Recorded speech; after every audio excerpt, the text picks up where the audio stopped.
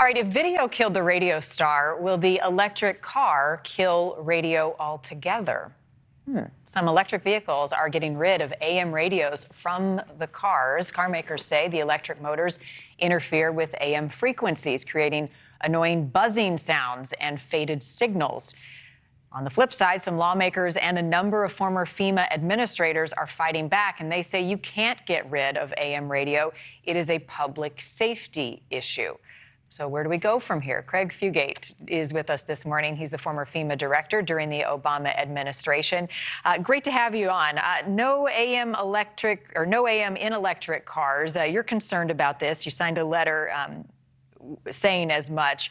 What is your biggest worry about getting rid of AM radio in cars? AM radio provides the backbone of our national warning system. Of all the technologies, it's the most resilient to everything from cyber attacks to nuclear war. And as the backbone of our system, eliminating that in car radios means when these other systems fail, it is less likely the public can be warned, particularly when it's a national emergency and the president needs to address the nation. So with new technology, I'm curious why AM radios are still around. It's a pretty antiquated system. And answering my own question, I did some digging. I was surprised 92% of the U.S. population still listens to AM, FM radio with our smartphones in our hands. But it is a pretty old system. Does it need updating to maybe marry more with some of our new technology in our vehicles? Well, there are some manufacturers that are successfully including AM radios in the electric vehicle. So this is not something that cannot be done. It's something they're choosing not to do. And the reason AM is so useful in disasters is the range it has over even FM. And again, FEMA, the Federal Emergency Management Agency, working with local broadcasters, have actually gone out and hardened these primary entry point stations that feed the national warning system where the emergency alerts come from.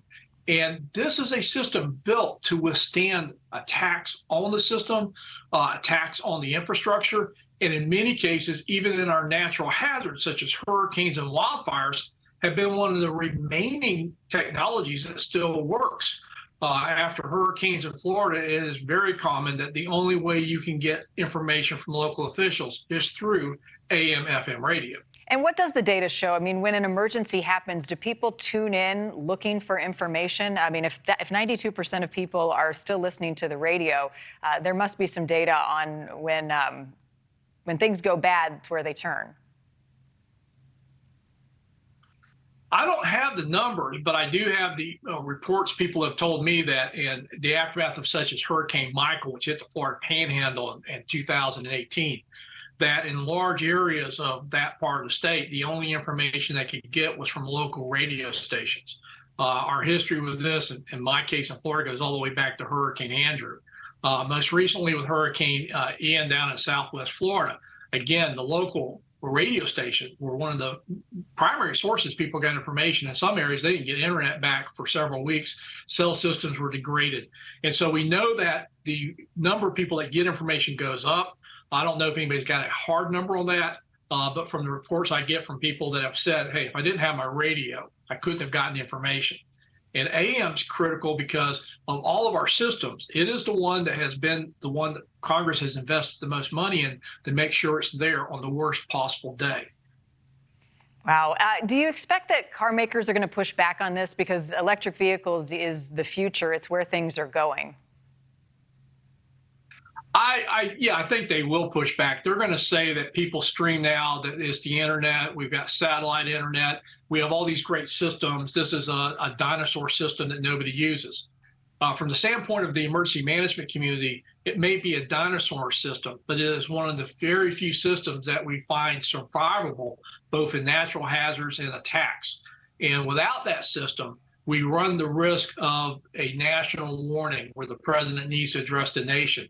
There'll be nobody on the other end to hear it because most people listen to the radio in their cars. Now that AM, that message may not get through.